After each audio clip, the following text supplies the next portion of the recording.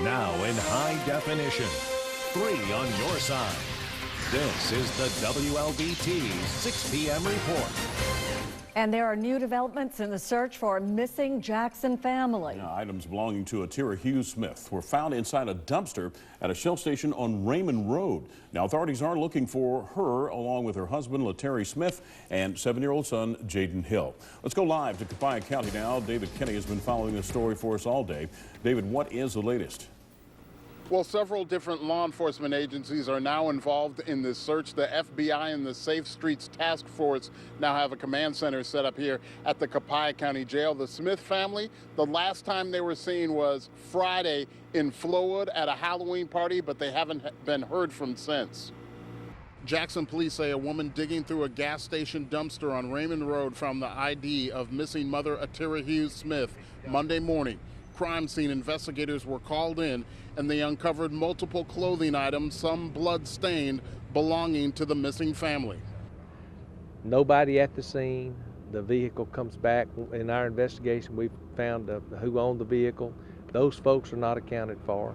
Copiah County Sheriff Harold Jones says the Smith family SUV was found flipped upside down on a rural county road Saturday, and it appeared that someone tried to burn the vehicle. We've got some people over on the ground looking at certain things that, areas that we've been alerted may be hot spots.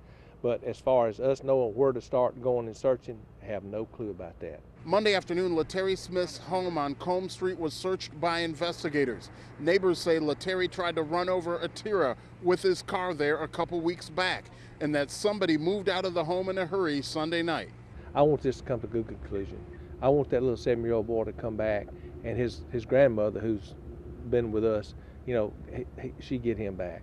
And the adults, I hope they're not hurt too. We want a good conclusion, but we just want that little boy back very badly.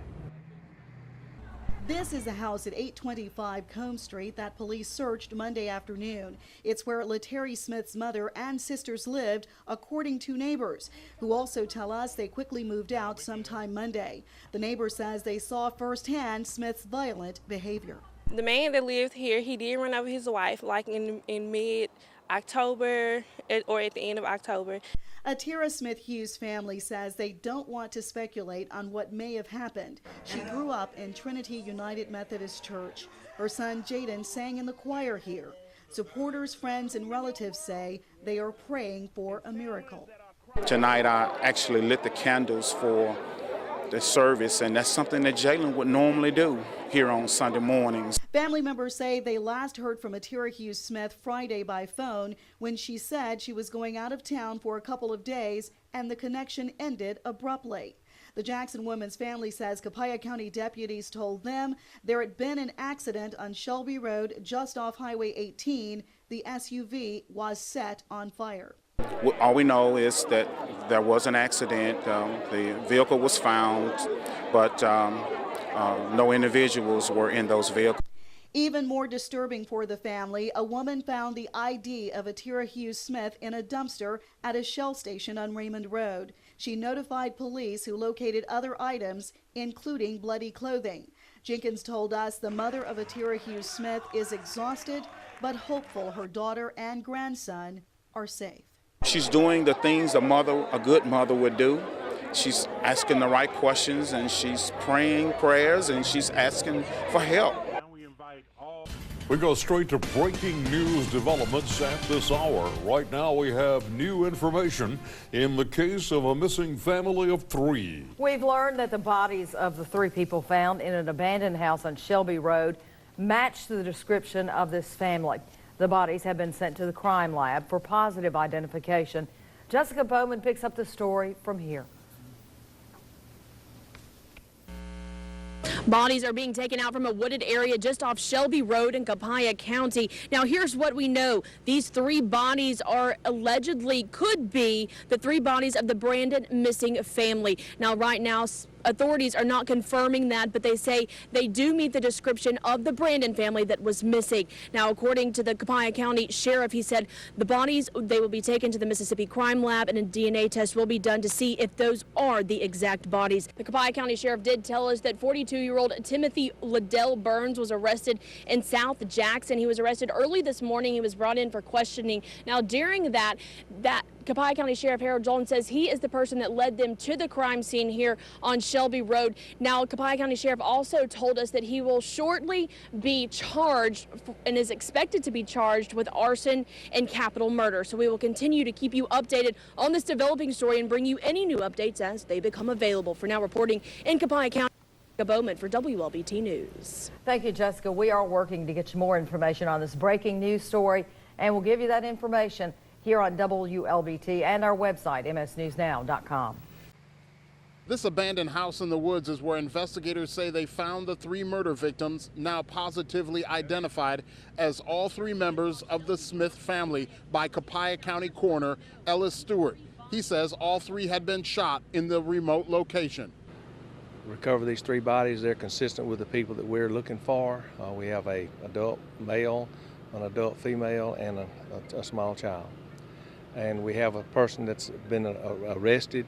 Sheriff Harold Jones says Timothy Burns led them to the murder victims. As of now, he only faces arson charges for wrecking and torching their vehicle, which was found about a mile away from the slain family. It was close to the crash site, but the crash site showed that the car was coming this way. So we had no indication that they had already brought these bodies here and then went back and came back and crashed on the way through here. Investigators now have evidence from 3 crime scenes, including the gas station dumpster where bloodied clothes belonging to the Smith family were found Monday. Those close to the case are not releasing how they formed Timothy Burns as a suspect.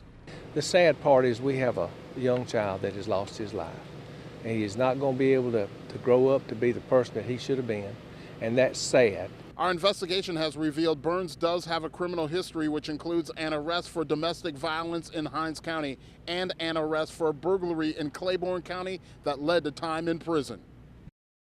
And it just lit up his whole face, ear to ear. Literally, when you talk about smiling ear to ear, he was just, and he loved to hug. Jaden Hill's principal, Dr. Sue Townsend, says her staff will not try to explain his death. We'll be here for them. We'll have counselors here for them. We'll hug them and love them and support them. But we do leave that to the families as far as the explanations of why. The flag in front of Stonebridge Elementary was lowered in the 7-year-old's memory. Ministers offered prayers and encouragement to family members, Jaden's classmates, their parents, and staff at the school. A lot of them are really upset, especially his classmates, and we're all really upset because he was such a sweet boy. Jaden's body was found along with his mother, Atira Hughes Smith, and her husband, Letary Smith, Tuesday morning by Copiah County investigators in a densely wooded area inside this abandoned home. This is about a mile from where the burned-out SUV belonging to Atira Hughes Smith was found Saturday. It was close to the crash site, but the crash site showed that the car was coming this way. So we had no indication that they had already brought these bodies here and then went back and came back and crashed on the way through here. The Copiah County coroner confirms they all died from gunshot wounds. 42-year-old Timothy Burns is in custody, charged with arson in connection with the case. He led authorities to the bodies, dashing all hopes for the family of the miracle they prayed for. There are moments where it really seems surreal, and then the gravity of the situation really hits home.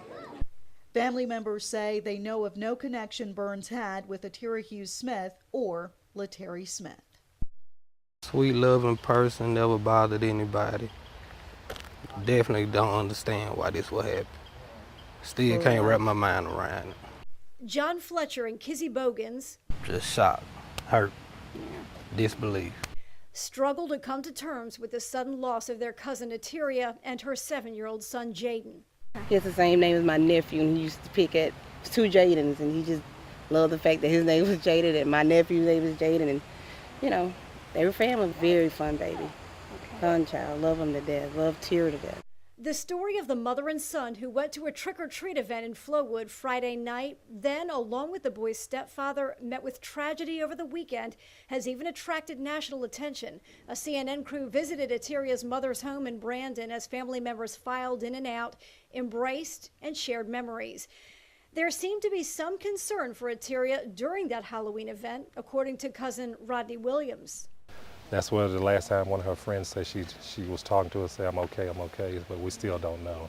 None of Ateria's close friends and family seem to know anything about Timothy Burns, the Jackson man arrested for their murders. I don't know him. I'm just... You know, he may have known the dad, but not anything to do with Tira. I'm just getting information just like everybody Tira's else. I don't know. Caught up in, I don't know, wrong people, wrong crowd. I don't know. She's innocent in all this. The baby's innocent. We got our first look at the man charged with the murder of a Jackson family at his arraignment. Timothy Burns, who stands almost 6.5 feet tall, was led into court in a bullet-resistant vest with deputies on each side. Burns, charged with arson and 2 counts of murder, told the judge he would need a court-appointed attorney. Sheriff Harold Jones says there's a question of where the victims were killed, preventing them from charging him with all the murders. We believe that we can prove that the 2 of the people that have been our victims were murdered in our county. There's a jurisdictional question on the 3rd victim, and until our investigation leads us to where that jurisdiction and that murder did occur, then we're going to just charge him with 2 in my county. Sheriff Jones refused to take questions. His statement leads us to believe that Ateria Hughes Smith and her child, Jaden Hill, were killed in the home in the woods where all 3 victims were found in Copiah County. Investigators confirmed they all died from gunshots. This afternoon, NBI spokesman Warren Strain said their investigation has revealed Laterry Smith may have been killed in Jackson. That evidence and Timothy Burns' connection to the family remain a mystery. 30-year-old Cedric Mason was arrested at his home at 1338 Hare Street around 9:30 Wednesday evening. He is now charged with 2 counts of capital murder and 2 counts of kidnapping. They just came in and started beating on us for no reason. Mason's family says the SWAT team came in heavy and roughed up several people in the house. No, sir, he did not do this, and he a humble person. He give back to the community. He is innocent. He did not do this crime because, like, he has kids. He loves kids. Mason's family says that he doesn't know Timothy Burns, the other man in custody, facing 2 counts of murder and arson charges in the case. As far as how long they've known each other or the relationship between the 2 suspects, that'd be hard to say at this point. We're still working through the interviews. A motive in the case is still unknown, but Timothy Burns' connection to the slain family now becoming clear. Investigators say Laterry Smith was killed in Jackson, likely at his home at 1007 McDowell Road, where he lived with his wife. Neighbors there now say that Burns also lived in the home and that he had been there for about a month. They say he parked his van in an awkward position Friday and that they heard gunshots the day the family disappeared. There was evidence gathered at the house on McDowell Road and also from the vehicles, and so that evidence is being processed. Copiah County Coroner Ellis Stewart also releasing details about how the family members died. Ateria Hughes Smith from multiple shotgun wounds, Laterry Smith from multiple shots from a handgun, and 7-year-old Jaden Hill, a shotgun wound to the back. With one eye almost swollen shut, Cedric Mason was led into court in Copiah County Friday. Mason, charged with 2 counts of capital murder, had his bond denied by the judge and was sent right back to jail, where Timothy Burns is also being held on 2 counts of murder and arson charges in the case. As far as how long they've known each other or the relationship between the 2 suspects, that'd be hard to say at this point. The murdered family, 7-year-old Jaden Hill, Ateria Hughes Smith, and Laterry Smith were found in an abandoned house Tuesday in rural Copiah County. The 3 had disappeared last weekend. Investigators followed the trail of clues to their location. The family car found wrecked and intentionally burned on Shelby Road. Their clothes and ID found tossed in a gas station dumpster. That's just a few blocks from the victim's McDowell Road home, where neighbors say Timothy Burns had been staying with them for about a month. They noticed him acting strangely and heard what they thought were gunshots the night they vanished. There's been several pieces of evidence gathered at both crime scenes, and so that evidence is being processed at this time. Investigators say Letary Smith was killed inside that home on McDowell Road, Atiria and Jaden on that desolate Copiah County road. Those working the case say all three died from gunshot wounds, and that little Jaden died after being shot in the back with a shotgun.